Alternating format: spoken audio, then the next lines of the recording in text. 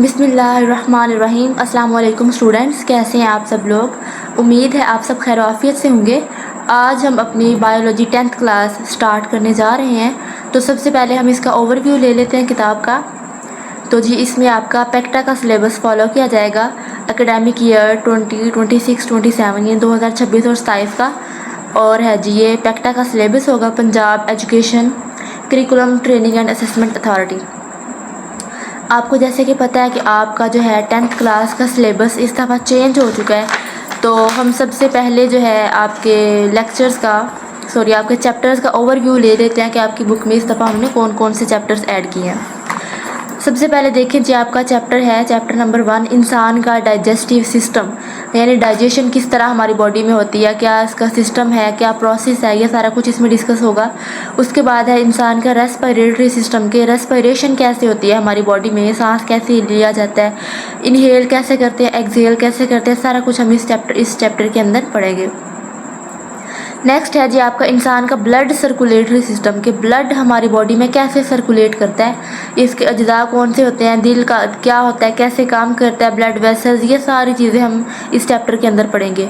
इंसान का urinary system, यूरन किस तरह प्रोड्यूस होता है हमारी बॉडी में, इसमें गुर्दे क्या काम करते हैं, यूरेनरी सिस्टम क्या होता है, गुर्दे की बीमारियां कौन सी होती है, ये सारा कुछ हम इस चैप्टर के अंदर पढ़ेंगे। नेक्स्ट है जी आपका कोऑर्डिनेशन एंड कंट्रोल। आपको पता है इसमें हमारा ब्रेन और स्पाइनल कॉर्ड आता है, हमारा नर्वस सिस्टम आ जाता है इस चैप्टर के अंदर, ये सारा कुछ हम देखेंगे। नेक्स्ट है जी आपका chapter number 6 reproductive system. Reproduction कैसे होती है, यानी कि गमीट्स किस तरह बनते हैं, किस तरह आपस में वो मिलते हैं और नया जानदार कैसे पैदा होता है, ये सारा कुछ हम इस चैप्टर के अंदर देखेंगे। और सेक्सुअली ट्रांसमिटेड डिजीज़ जैसे एड्स होती है, ह्यूमन इम्यूनोडेफिशिएंसी सिंड्रोम, उसके बारे में देखेंगे। नेक्स्ट है जी आपका वरासत कहते हैं जेनेटिक्स को, कि जो खसूसियात हैं वो वालिदैन से औलाद में किस तरह मुंतकिल होती हैं, क्रोमोसोम के क्या होता है, डीएनए क्या होता है, वरासत में मेंडल के कवानीन आते हैं, मेंडल के लाज, वो पढ़ेंगे। नेक्स्ट है आपका बायोटेक्नोलॉजी का आपको पता है क्या होता है, आपने 9th क्लास में इसकी डेफिनेशन पढ़ी थी फर्स्ट चैप्टर के अंदर। बायोटेक्नोलॉजी होता है जी जानदारों को इंसानों के फ़ायदे के लिए इस्तेमाल करना, बायोटेक्नोलॉजी कहलाता है। उसमें हम बायोटेक्नोलॉजी का तारुफ देखेंगे, जेनेटिक इंजीनियरिंग क्या होती है, बायोटेक्नोलॉजी का हम कहाँ कहाँ पे इस्तेमाल करते हैं और इसके जो मुमकिन खतरात हैं, यानी इसके फ़ायदे तो हैं, इसके अलावा ख़तरे क्या हैं बायोटेक्नोलॉजी के, वो भी हम देखेंगे। नेक्स्ट है जी बीमारियाँ और इम्यूनिटी, कि हमारी बॉडी में क्या क्या बीमारियां होती हैं और इम्यूनिटी क्या होती है उनके ख़िलाफ़। इम्यूनिटी जो हमारे जिस्म का जो इम्यून सिस्टम होता है हमें बीमारियों से बचाता है, उसके बारे में हम स्टडी करेंगे। बीमारी कौन सी बीमारियां हैं, पैथोजेंस कौन कौन से होते हैं जिनकी वजह से बीमारियां फैलती हैं, और क़ुव्वत मुदाफ़ियत क्या होती है जी, इम्यूनिटी क्या होती है, उसके बारे में पढ़ेंगे। आपका लास्ट चैप्टर है चैप्टर नंबर 10 इर्तिका एवोल्यूशन, कि एवोल्यूशन कैसे हुई थी, इंसान कैसे बना था। कुछ लोग कहते हैं जी आदम अलैहिस्सलाम को ऐसे ही पैदा किया गया था, जो है नेचुरल सिलेक्शन पे बिलीव रखते हैं। और जो दूसरे हैं वो कहते हैं जी जैसे डार्विन था, उसने कहा कि जी नेचुरल सिलेक्शन हुई है, आदम अलैहिस्सलाम ऐसे ही दुनिया में नहीं आए थे, इंसान को ऐसे ही पैदा नहीं किया गया था, बल्कि जो क्या है जी वायरस बैक्टीरिया पहले आए थे, फिशेस, एम्फीबियंस, रिप्टाइल्स, बर्ड्स और मैमल्स, ऐसे हमारी एवोल्यूशन हुई थी। तो इस चैप्टर के अंदर आप डिटेल में पढ़ेंगे कि असल में एवोल्यूशन हुई कैसे थी, इर्तिका कैसे हुआ था, हम कैसे इंसान जो है ह्यूमन बींग्स कैसे बने थे। तो ये थे आपके चैप्टर्स, 10 चैप्टर्स हैं आपके। और इसके अलावा आपके साथ एक बहुत अच्छी चीज़ इस दफ़ा ये हुई है कि आपकी पेयरिंग स्कीम जो है उन्होंने पहले ही आपको बता दी है। पहले क्या होता था, आपकी जो है इम्तहान से 2-3 महीने पहले आपकी पेयरिंग स्कीम आती थी और लास्ट में जी वो भी चेंज हो जाती थी, तो बच्चों को पता नहीं चलता था कि हम कैसे तैयारी करें, किस चैप्टर को एज अ लॉन्ग तैयार करें, किस चैप्टर को एज अ शॉर्ट तैयार करें, तो कोई पता नहीं चलता था। तो इस टाइम उन्होंने क्या किया, आपकी पेयरिंग स्कीम आपको पहले ही दे दिया, आपकी बुक के पीछे ही प्रोवाइड कर दिया। सबसे पहले देख लेते हैं जी हिस्सा अव्वल। 60 नंबर का आपका पेपर होगा, 2 घंटे आपके पास टाइम होगा। आपका जो है हिस्सा अव्वल क्या होगा, बाब नंबर, ये ऊपर चैप्टर्स दिए हुए हैं, नीचे आपको MCQs दिए हुए हैं, MCQs के नंबर। तो ये आपको बता रहे हैं कि पहले चैप्टर में से आपका सिर्फ एक MCQ आएगा, दूसरे चैप्टर में से आपके एक MCQ आएगा, तीसरे चैप्टर में से भी आपका एक नंबर का MCQ आएगा, चौथे चैप्टर में से आपके 2 MCQs आएंगे, पाँचवें में से आपका एक MCQ आएगा। इस तरह ये पूरी चैप्टर्स की डिटेल है और ये नीचे आपके MCQs की डिटेल है। 12 नंबर के आपके MCQs होंगे। MCQs के लिए आपको सारे ही चैप्टर तैयार करने पड़ेंगे। नेक्स्ट है जी आपका सवाल नंबर 2। इसमें वो कह रहे हैं कि आपने 8 नंबर होते हैं, 8 क्वेश्चंस होते हैं। आपने उसमें से 5 अटैम्प्ट करने हैं और ये जो है हर जो सवाल है वो 2 नंबर का है। टोटल 10 नंबर आपके इस क्वेश्चन के होंगे। तो आपका पहला चैप्टर, उसमें से आपके 2 शॉर्ट क्वेश्चन आएंगे, दूसरे चैप्टर में से आपके 4 शॉर्ट क्वेश्चन आएंगे और 5वें चैप्टर में से आपके 2 शॉर्ट क्वेश्चन आएंगे। क्वेश्चन नंबर 3 देखें जी, इसमें भी आपके 8 सवाल आएंगे, उसमें से आपने 5 सवालों के जवाब देने हैं और ये भी आपके 10 नंबर का होगा टोटल।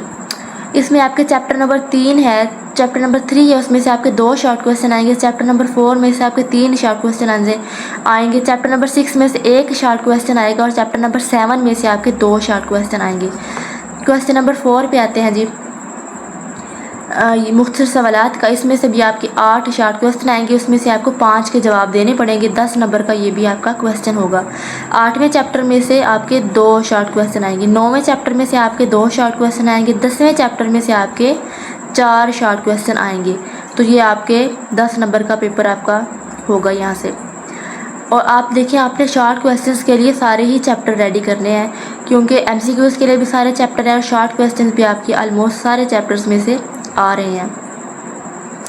अब आप अपने लॉन्ग क्वेश्चंस देखें। हिस्सा सोम यानी कि आपका इंशाइया तर्ज का जो हिस्सा है उसमें देखें जी क्या कह रहे हैं। आपका जो बाब 1 है और बाब 3 है, इसमें से आपका पहला लॉन्ग क्वेश्चन बनेगा। जो उस लॉन्ग क्वेश्चन का हिस्सा अलीफ होगा, वो कह रहे हैं 3 आपके तफसीली सवाल होंगे, उनमें से आपको 2 के जवाब देने होंगे। हर सवाल के 9 नंबर है, ठीक है। आपको पता है हर सवाल के 2 जो होते हैं जुज़ होते हैं, एक अलीफ और बे। अलीफ जो होगा आपका 5 नंबर का होता है और जो आपका बे होता है वो आपका 3 नंबर का होता है, 4 नंबर का होता है। 9 नंबर आपके टोटल हो जाते हैं एक क्वेश्चन के। तो वो कह रहे हैं जो आपका अलीफ हिस्सा होगा 5वें सवाल का, वो आपका चैप्टर नंबर 1 में से आएगा और जो आपका बे हिस्सा होगा पहले सवाल का लॉन्ग क्वेश्चन का, वो आपका चैप्टर नंबर 3 में से आएगा, 4 नंबर का सवाल। अब आप देखें, आपका जो है चैप्टर नंबर 1, उसमें से 5 नंबर का एक लॉन्ग क्वेश्चन आएगा। ऊपर हम अभी देख के आए हैं। चैप्टर नंबर 1 में से आपके 2 शॉर्ट क्वेश्चन आएंगे, 4 नंबर ये, और चैप्टर 1 में से आपका 1 नंबर का MCQ आएगा। यानी 10 नंबर का आपका जो पेपर है ये आपके चैप्टर नंबर 1 में से आएगा, 10 नंबर का पेपर। अगर आप चैप्टर नंबर 1 अच्छे से कर लेते हैं तो आपका 10 नंबर का पेपर यहाँ से हल हो जाएगा, ठीक है। और सवाल नंबर 6 देखें जी, आपका इसमें आपका जो हिस्सा अलीफ है वो चैप्टर नंबर 6 में से आएगा और जो हिस्सा बे है वो चैप्टर नंबर 5 में से आएगा। यहाँ से आपका एक क्वेश्चन बनेगा। चैप्टर नंबर 5 और 6 दोनों को आप एज अ लॉन्ग तैयार करेंगे। सवाल नंबर 7 देखें जी, आपका जो हिस्सा अलीफ है वो 9वें चैप्टर से आएगा और जो हिस्सा बे है वो 8वें चैप्टर से आएगा। तो आपने 8वें और 9वें चैप्टर को लॉन्ग के लिए तैयार करना, ये एक पेयर है आपका। सवाल नंबर 7 आपका हो जाएगा। अगर आप 5वें और 6ठे चैप्टर को एज अ लॉन्ग क्वेश्चन करेंगे तो ये आपका सवाल नंबर 6 हो जाएगा। और अगर आप पहले और तीसरे चैप्टर को एज अ लॉन्ग करेंगे तो ये आपका 5वां सवाल हल हो जाएगा। अब इसमें आपने देखिए, आपने चैप्टर नंबर 1, 3, 5, 6, 8 और 9 इनको आपने लॉन्ग क्वेश्चंस के लिए लाजमी तौर पर तैयार कर लेना है। और आपने चैप्टर नंबर 2, इसके अलावा चैप्टर नंबर 7, चैप्टर नंबर 10 और चैप्टर नंबर 4, इन सब को आपने लॉन्ग के लिए तैयार नहीं करना। इन 4 चैप्टर्स को आपने लॉन्ग क्वेश्चंस के लिए तैयार नहीं करना। इनमें से आपका कोई भी लॉन्ग क्वेश्चन नहीं बनेगा। इनको आपने सिर्फ शॉर्ट क्वेश्चंस के लिए तैयार करना है, इन 4 चैप्टर्स को 10 में से। और बाकी ये जो बाकी बचे आपके पास 6 चैप्टर, इन 6 चैप्टर्स को आपने लॉन्ग के लिए तैयार कर लेना है। मैं आपको ये सुजेस्ट करूँगी कि आप जो क्वेश्चन नंबर 5 है इसको लाजमी अटैम्प्ट करें, यानी 1 और 3 को आप लाजमी तौर पर लॉन्ग के लिए तैयार करें, क्योंकि आपके पहले चैप्टर में से टोटल 10 नंबर का आपका पेपर आएगा। 2 शॉर्ट क्वेश्चन उसमें से आ जाने हैं और 1 जो है आपका MCQ आना है 10 नंबर का। तो आप इस क्वेश्चन को लाजमी अटैम्प्ट करें, यानी चैप्टर नंबर 1 को और चैप्टर नंबर 3 को आप लॉन्ग क्वेश्चन के लिए लाजमी कंसीडर करें। बाकी इस दोनों में आपकी चॉइस है कि आप इसमें से कौन सा क्वेश्चन हल करेंगे, क्योंकि 2 क्वेश्चंस अटैम्प्ट करने हैं 5वें, 6ठे और 7वें में से। तो ये हो गया जी आपका पेयरिंग स्कीम का हिसाब। नेक्स्ट उन्होंने क्या किया है, आपकी बुक के लास्ट पे उन्होंने आपको जो है एक पेपर का पैटर्न दिखाया है, मॉडल पेपर दिखाया हुआ है, एक उर्दू मीडियम में भी और इंग्लिश मीडियम में भी। इसको आप देख सकते हैं अपनी बुक के लास्ट के ऊपर। वैसे तो 9th और 10th दोनों का जो है पेपर का जो पैटर्न होता है वो एक ही होता है, तो आपको आइडिया होगा कि पेपर किस तरह आता है। पहला जो है ये शॉर्ट क्वेश्चंस का आपका पार्ट है, ये भी आपका शॉर्ट क्वेश्चंस का पार्ट है, और ये जो है आपका लॉन्ग क्वेश्चंस का एक शॉर्ट क्वेश्चन का पार्ट ये इस पेज पे दिया गया है। 3 पार्ट होते हैं जो आपके शॉर्ट क्वेश्चंस वाले, और एक ये है आपका लॉन्ग क्वेश्चंस वाला।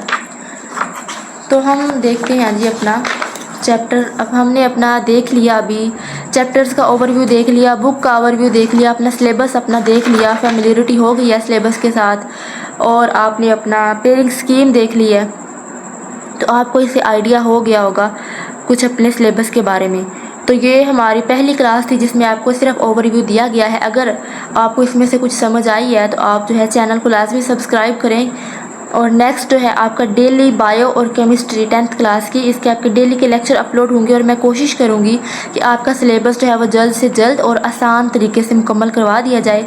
इसके अलावा जो आपकी एक्सरसाइज होती है चैप्टर्स की, जिसके यहाँ पे आंसर नहीं दिए होते टेक्स्ट बुक के ऊपर, तो मैं ये कोशिश करूँगी कि आपको इनके बुक के अंदर से ही इनके आंसर्स लगवा दूँ, शॉर्ट क्वेश्चंस के भी और लॉन्ग क्वेश्चंस के भी। और ये जो इंकशाफी सवालात होते हैं इसके जवाब यहाँ पे मौजूद नहीं होते बाज़ औक़ात, तो उसके लिए क्या होगा, आपकी जो हेल्पिंग बुक होती है वो भी मौजूद है, वहाँ से मैं कोशिश करूँगी कि आपको हेल्पिंग बुक जो है वीडियो के अंदर वो भी उसको आपको उसके स्क्रीनशॉट प्रोवाइड कर दूँ, या आपके सामने बुक ओपन कर दूँ, आप वहाँ से स्क्रीनशॉट लेके अपने पास सेव कर लें, या आप अपने नोट्स बना लें, जैसे आपकी मर्ज़ी, जैसे आपको इजी लगता है। तो आपको जो है सारी एक्सरसाइज यहाँ पे कंप्लीट करवाई जाएगी बहुत ही आसान तरीके से। और अगर आप अभी तक वीडियो को देख रहे हैं तो मतलब आपको कुछ तो इसमें अच्छा लगा है। अगर आपकी इस बारे में कोई राय हो कि किस तरह लेक्चर्स में क्या बेहतरी आनी चाहिए, क्या चीज़ें इसमें मज़ीद इंक्लूड होनी चाहिए, उर्दू मीडियम लेक्चर्स होने चाहिए, इंग्लिश मीडियम, तो आप कमेंट सेक्शन में लाजमी बताइएगा। नेक्स्ट लेक्चर तक इंतज़ार करें, चैनल को लाजमी सब्सक्राइब कर लें। तब तक अपना बहुत ज़्यादा ख्याल रखें। अल्लाह हाफिज़।